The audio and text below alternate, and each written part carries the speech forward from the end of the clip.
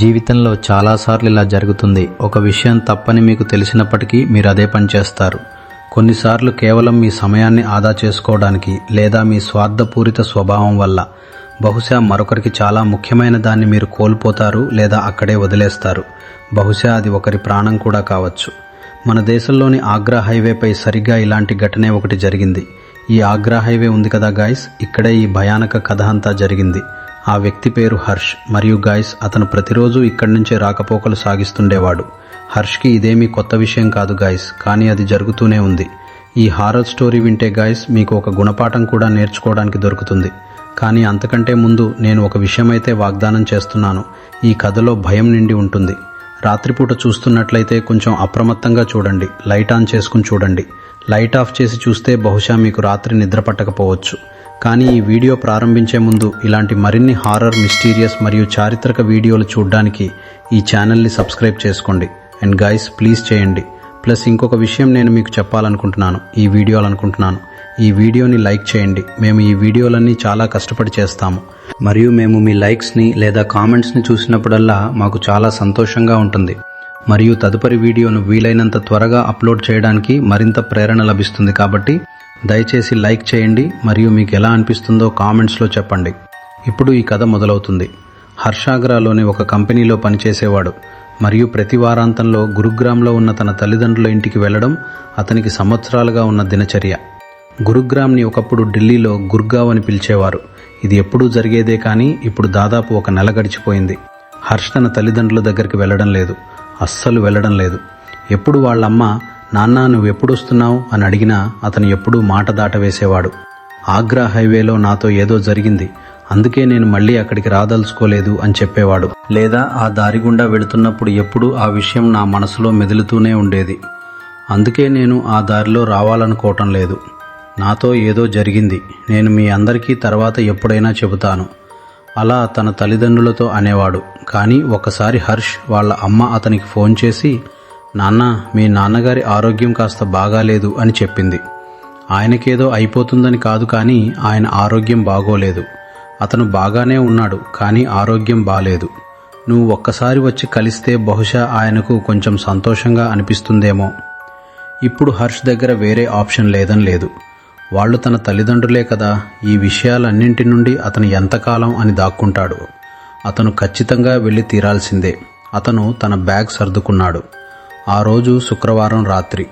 శని, ఆదివారాలు అతనికి సెలవు కాబట్టి తన బ్యాగ్ తీసుకుని గుర్గావ్కి బయలుదేరాడు. వాతావరణం చాలా చలిగా ఉంది. దారిలో అంతా పొగమంచు కమ్ముకుని ఉంది. ఈ హైవేపై నా వైపు నుండి ఏ చిన్న తప్పు జరిగినా ఖచ్చితంగా యాక్సిడెంట్ అవుతుందని హర్ష్కి బాగా తెలుసు.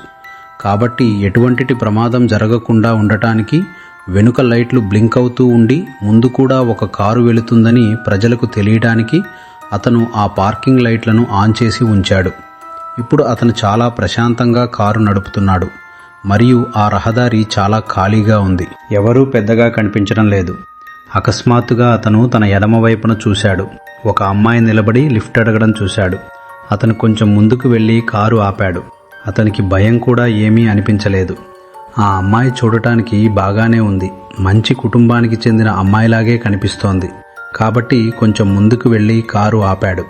అతను తన రియర్ వ్యూ మిర్రర్లో చూస్తున్నాడు. ఆ అమ్మాయి ఇప్పుడు అక్కడ కనిపించడం లేదు. ఆమె నడిచి వస్తుందేమో అని అనుకున్నాడు. అతను అలా ఎడమవైపు చూస్తూనే ఉన్నాడు. చూస్తున్నాడు. అప్పుడే కుడివైపున కిటికీపై ఎవరో తట్టారు. తట్టిల తర్వాత అతను అద్దం కిందకి దించాడు. ఆ అమ్మాయి మాట్లాడుతూ, నన్ను కొంచెం ముందుకు మధుర వరకు వదిలేస్తే చాలా బాగుంటుంది, ఎందుకంటే ఇంత రాత్రిపూట ఇక్కడ ఎవరూ లేరు అని అడిగింది. సరే, పర్వాలేదు అన్నాడు. ఇంత నిర్మానుష్యమైన హైవేపై ఈ రోడ్డు మీద అమ్మాయి ఇలా ఒంటరిగా ఉండటం నాకు కూడా అంత మంచిది కాదని అతను అనుకున్నాడు. కానీ కొంచెం వింతగా కూడా అనిపించింది. ఆమె కారు ఏమైనా పాడైపోయిందేమో అనుకుంటే అలాంటిదేమీ ఇక్కడ కనిపించడం లేదు. ఈ హైవే మధ్యలోకి ఆమె ఎలా వచ్చింది? గైస్, ఆ అమ్మాయి చాలా అందంగా ఉంది. హర్ష్కి కూడా ఈ అమ్మాయి మంచి కుటుంబానికి చెందిన అమ్మాయిలా అందంగా కూడా ఉందనిపించింది. ఇక్కడ ఒంటరిగా ఉంది కాబట్టి ఆమెకు సహాయం చేయాలేమో అనుకున్నాడు. కాసేపు అతను చుట్టుపక్కల చూశాడు. ఇలాంటి నిర్మానుష్యమైన దారుల్లో తరచూ దొంగలు దాక్కునుక్కుని ఉంటారు కాబట్టి చుట్టుపక్కల ఎవరైనా ఉన్నారేమోనని గమనించాడు. ఒక అమ్మాయిని ఎరగా వేసి దారిన పోయే వారిపై వారు దాడి చేస్తుంటారు. అంతా గమనించి నిర్ధారించుకున్న తర్వాత, సరే రండి కూర్చోండి, నేను మిమ్మల్ని మీ గమ్యస్థానానికి చేరుస్తాను అని చెప్పాడు. అతను కారులో కూర్చున్న తర్వాత ఆమెను అడిగాడు, ఒక ఒంటరి అమ్మాయి ఇక్కడ హైవే మధ్యలో ఏం చేస్తోంది అని. ఆమె మాట్లాడుతూ, నేను మీలాంటి ప్రయాణికుల సహాయంతోనే ఇక్కడ దాకా వచ్చాను. కొందరు నన్ను ఇక్కడ దాకా వదిలారు, మరికొందరు అక్కడ దాకా వదిలారు. బస్సిక ఇదే నా చివరి మజిలీ. ఇప్పుడు మీరు నన్ను మధుర చేర్చండి చాలు అని చెప్పింది. హర్ష్, అవునవును, నేను తప్పకుండా చేర్చుతాను, కానీ మీరు అసలు ఇక్కడికి ఎలా వచ్చారు అని అడిగాడు. అప్పుడు ఆమె, నేను చాలా దూరం నుండి వచ్చాను. అక్కడ జనాలు నాతో సరిగ్గా ప్రవర్తించలేదు. నా సొంత తండ్రి కూడా నాతో మంచిగా ప్రవర్తించలేదు. ఆ కారణంగానే నేను ఇల్లు వదిలి వచ్చేశాను అని చెప్పింది. నిజంగానే ఈమె ఇల్లు వదిలి పారిపోయి వచ్చిందా అని హర్ష్ ఆలోచిస్తున్నాడు. సరిగ్గా అదే సమయంలో అతని చూపు రియర్ వ్యూ మిర్రర్ మీద పడింది.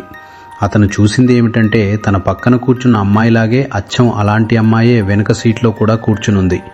కానీ ఈసారి ఆమె రక్తం మడుగులో ఉంది. హర్ష్ ఒక్కసారిగా భయపడిపోయాడు. అతను కళ్ళు నులుముకుని మళ్లీ అద్దంలో చూసేసరికి వెనుక ఎవరూ లేరు. రాత్రి చాలా అవ్వడం వల్ల బహుశా ఇది నా భ్రమ అయి ఉంటుంది అనుకున్నాడు. అతను ఇదంతా ఆలోచిస్తున్న సమయంలో ఆ అమ్మాయి, మీరు ఎప్పుడు ఇక్కడి నుంచే వెళ్తుంటారా అని అడిగింది.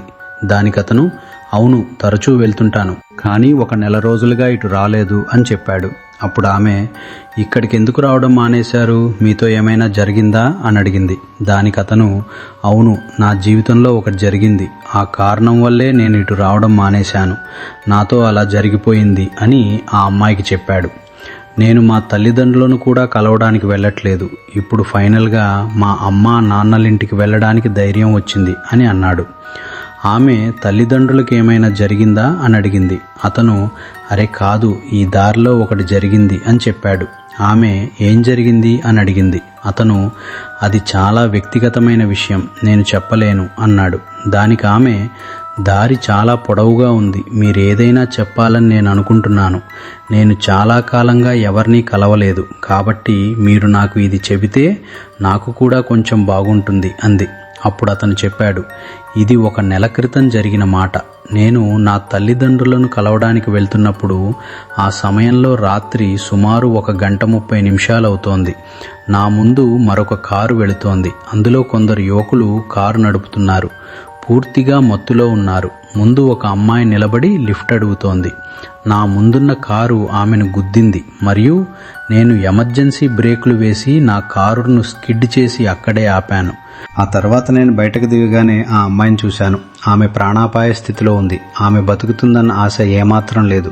ఆమెను కాపాడాలని నాకు చాలా అనిపించింది. నా కారులో తీసుకెళ్లాలనిపించింది. కానీ ఆమెను నా కారులో ఎక్కించుకుంటే ముందు నా కారు అంతా రక్తంతో నిండిపోతుందని నేను ఆలోచించాను.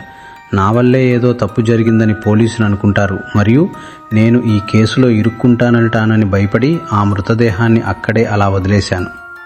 అతను ఈ మాటలన్నీ చెప్పగానే కారులో ఒక్కసారిగా నిశ్శబ్దం అలుముకుంది. కాసేపటి తర్వాత హర్షకి ఆ రోడ్డు మీద ఒక దుకాణం కనిపించింది. అది ఒక చిన్న స్టాల్. ఆ తర్వాత అతను ఏమనుకున్నాడంటే, నేను ఇక్కడి నుంచి కొన్ని నీళ్ల బాటిళ్లు తీసుకుంటాను. దారి చాలా పొడవుగా ఉంది కాబట్టి తినడానికి కూడా ఏమైనా తీసుకుంటాను అని ఆలోచించాడు. కాబట్టి అతను కారు దిగి మరోవైపుకు వెళ్ళి ఆ అమ్మాయి ఉన్న వైపు తలుపు తెరిచి, మీరు కూడా వెళ్ళి ఫ్రెష్ అవ్వండి, ప్రయాణం చాలా దూరం ఉంది, ఒక్కసారి వెళ్ళి ఫ్రెష్ అయ్యండి అని ఆమెతో అన్నాడు. దానికి ఆమె, లేదు, నాకు వెళ్ళాలి అని లేదు, మీరే వెళ్ళండి అని చెప్పింది. అలా మాట్లాడుతూనే అక్కడి నుంచి ఆమె తలుపు మూసి ఆ స్టాల్ దగ్గరకు వచ్చాడు. వచ్చి, అన్న, ఒక నీళ్ళ బాటిల్ ఇవ్వండి, ఈ బిస్కెట్లు, ఈ వేఫర్లు ఇవన్నీ ఇవ్వండి అని అడిగాడు. వస్తువులన్నీ ఇచ్చిన తర్వాత ఆ దుకాణదారుడు కాసేపు అతన్ని గుడ్లప్పగించి చూస్తూనే ఉన్నాడు. అప్పుడు హర్ష్, అరే అన్న, అలా ఎందుకు నన్ను చూస్తున్నావు అని అడిగాడు. అప్పుడు అతను, అన్న, మీ ఆరోగ్యం బాగానే ఉంది కదా అని అడిగాడు. దానికి హర్ష్, అవును, పూర్తిగా బాగానే ఉన్నాను, ఎందుకు, ఏమైంది అని అన్నాడు. దుకాణదారుడు, లేదు, ఖచ్చితంగా బాగానే ఉన్నాడు కదా అన్నాడు. హర్ష్, అన్నా, నువ్వు బాగానే ఉన్నావా, ఏమైంది నీకు అని ఎదురు ప్రశ్నించాడు. ఆ తర్వాత అలా మాట్లాడుతూనే ఆ దుకాణదారుడు కారులో ఆ అమ్మాయి కూర్చున్న ప్యాసింజర్ సీటు వైపు చూస్తూనే ఉన్నాడు.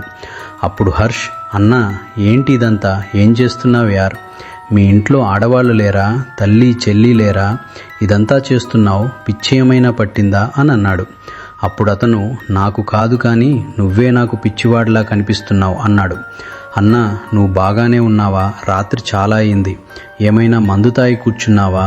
అవును, మందు తాగి ఉన్నావు. ఎలాంటి పనులు చేస్తున్నావు? నీ సామాన్ తీసుకుని వెళ్ళు, నేను కూడా నా దుకాణాన్ని మూసివేయాలి. ఇక్కడికి ఎలాంటి వాళ్ళో వస్తుంటారు అని అన్నాడు. అప్పుడు హర్ష్, అరే అకస్మాత్తుగా నాకేమైంది? ఇంత దారిలో ఎవరూ నాకు కనబడలేదు. ఇప్పుడు ఫైనల్గా ఒకరు కనబడ్డారు. అతను కూడా నన్ను పిచ్చివాడిని అనుకుంటున్నాడు అని తనలో తాను అనుకున్నాడు. ఆ తర్వాత ఇదంతా అనుకుంటూ వెళ్ళి తన కారులో కూర్చున్నాడు. ఇప్పుడు హర్ష్ ఎంత త్వరగా వీలైతే అంత త్వరగా ఈ అమ్మాయిని మధురలో దింపేయాలని అనుకున్నాడు. ఎందుకంటే ఆమె ఏమీ మాట్లాడటం లేదు, ఏమీ చేయటం లేదు. మరియు ఇప్పుడు వారు ఫైనల్గా హైవేని వదిలేశారు మరియు అడవి మార్గం గుండా వెడుతున్నారు. అకస్మాత్తుగా ఆ అమ్మాయిని నువ్వెందుకు కాపాడలేదు? నువ్వు కాపాడి ఉండొచ్చు కదా, నీకు తెలుసు కదా తను మళ్ళీ బతికేదని అని అడిగింది. దానికి హర్ష్ తనను తాను సమర్థించుకోబోతుండగా, లేదు, నేనలా చేయలేదు, అలా అనుకోలేదు, ఆ సమయంలో నా మనస్థితి వేరేలా ఉంది అని అనబోతుండగా ఆ అమ్మాయి మళ్ళీ చెప్పడం మొదలుపెట్టింది. తను బతికేది తెలుసా? ఆమెకు కూడా తల్లిదండ్రులు ఉండి ఉంటారు. నువ్వు ఆమెను కాపాడి ఉండొచ్చు. నువ్వు ఆదర్శంగా నిలిచేవాడివి. ఎంత జరిగి ఉండేదో. ఇక్కడ ఒక మృతదేహం పడి ఉందని నువ్వు పోలీసులకు కూడా ఫోన్ చేసి ఉండొచ్చు. నేను బ్రతకాలనుకున్నాను, నేను చనిపోవాలనుకోలేదు. నువ్వు నన్ను కాపాడి ఉండొచ్చు కదా. ఇదంతా వింటుంటే హర్ష్ కళ్ళు ఒక్కసారిగా బరువెక్కసాగాయి. తన కళ్ళు తన ఆధీనంలో లేనట్లుగా. ఏదో వేరే శక్తి ఇప్పుడు అతన్ని నియంత్రిస్తోంది. అతను వేరే దేనిచేతనో ఆవహించబడ్డాడు. ఇప్పుడు ఏదో జరుగుతోందని అనిపించింది. నాకు ఏదో జరుగుతోంది. ఆ అమ్మాయి కూడా మాట్లాడుతూనే ఉంది. నన్ను కాపాడాల్సింది, నన్ను కాపాడాల్సింది, కాపాడాల్సింది, నన్ను కాపాడాల్సింది. అక్కడే ఎక్కడో కారు ఆపి కారు దిగి అక్కడే కింద పడిపోయాడు. హర్ష్ మసకబారిన కళ్ళతో ఇప్పుడు ఒక విషయం చూడగలిగాడు. తన చుట్టూ చాలామంది వచ్చారు. గుండ్రంగా ఒక వలయంలా చుట్టుముట్టి నిలబడి ఉన్నారు. ఆ అమ్మాయి కూడా ఉంది. చుట్టూ చాలామంది ఉన్నారు. అందులో కొందరి తల నుండి రక్తం కారుతోంది, కొందరి చేతుల నుండి రక్తం కారుతోంది, కొందరి నోటి నుండి రక్తం కారుతోంది. ప్రతి ఒక్కరూ ఇదే చెబుతున్నారు. నా మరణం కూడా ఆగ్రా హైవే పైనే జరిగింది, కానీ నన్ను ఎవరూ కాపాడలేదు. నా యాక్సిడెంట్ కూడా ఇక్కడే జరిగింది, కానీ నన్ను ఎవరూ కాపాడలేదు. ఆ అమ్మాయి కూడా అదే చెప్పడం మొదలుపెట్టింది. నా మరణం కూడా ఇదే ఆగ్రా హైవేపై జరిగింది, కానీ నువ్వు నన్ను కాపాడలేదు. నువ్వు నన్ను అక్కడ వదిలేసి వెళ్ళిన తర్వాత అక్కడికి చాలా అడవి జంతువులు వచ్చి నన్ను పీకు తిన్నాయి. ఈరోజు నా పరిస్థితి ఇలా తయారైంది. నేను ప్రతి చోట తిరుగుతున్నాను. నువ్వు నన్ను ఎందుకు కాపాడలేదు? అలా చెబుతూ ఆ ఆత్మలన్నీ చాలా దగ్గరకు వచ్చేశాయి. హర్ష్ కూడా బతిమిలాడుతున్నాడు. దయచేసి నన్ను వదిలేయండి. మీరు ఏం చెప్తే అది చేస్తాను. మీకు ఏమి కావాలో నేను అది చేయడానికి సిద్ధంగా ఉన్నాను అని. అలా మాట్లాడుతూనే అతని కళ్ళు మూసుకుపోయాయి. ఈసారి కళ్ళు తెరిచి చూసేసరికి ఆ అమ్మాయిని ఎక్కడైతే కారులోకి ఎక్కించుకున్నాడో సరిగ్గా అక్కడే ఉన్నాడు. ఈసారి అతని కారులో ఎవరూ లేరు. వెంటనే కారు స్టార్ట్ చేసి గుర్గావ్కి బయలుదేరాడు. ఈసారి అతను తన రియర్ వ్యూ మిర్రర్లో చూసినప్పుడు ఆ స్త్రీ ఇప్పటికీ అక్కడే నిలబడి ఎవరిదో లిఫ్ట్ అడుగుతుండటం అతను స్పష్టంగా చూడగలిగాడు. మరియు ఇప్పుడు ఆమె దగ్గర మరొక కారు ఆగడం, ఆ అమ్మాయి నడుచుకుంటూ వెళ్ళి ఆ కారులో ఎక్కడం కూడా అతను చూశాడు. ఈరోజు ఈ వీడియో చివరిలో నేను మీతో చెప్పదలుచుకుంది ఒకటే. మీరు ఎక్కడున్నా సరే, ఎవరైనా చావు బతుకుల్లో ఉంటే వారిని కాపాడండి. వారిని తప్పకుండా కాపాడండి. ఏమో, ఆ వ్యక్తి మీకు అంత ముఖ్యం కాకపోవచ్చు, కానీ ఈ ప్రపంచంలో ఆ వ్యక్తి చాలా ముఖ్యమైన వ్యక్తులు ఇంకా చాలామందే ఉండి ఉండొచ్చు. బహుశా అతను ఎవరికైనా తండ్రి కావచ్చు, ఎవరికైనా కొడుకు కావచ్చు, ఎవరికైనా సోదరుడు అవ్వచ్చు. బహుశా ఆ స్థానంలో మీరే ఎందుకు ఉండకూడదు? అప్రమత్తంగా ఉండండి, సహాయం చేయండి, మంచి మనసున్న వారిలా ఉండండి. నేను మిమ్మల్ని నా తదుపరి వీడియోలో కలుస్తాను. ధన్యవాదాలు.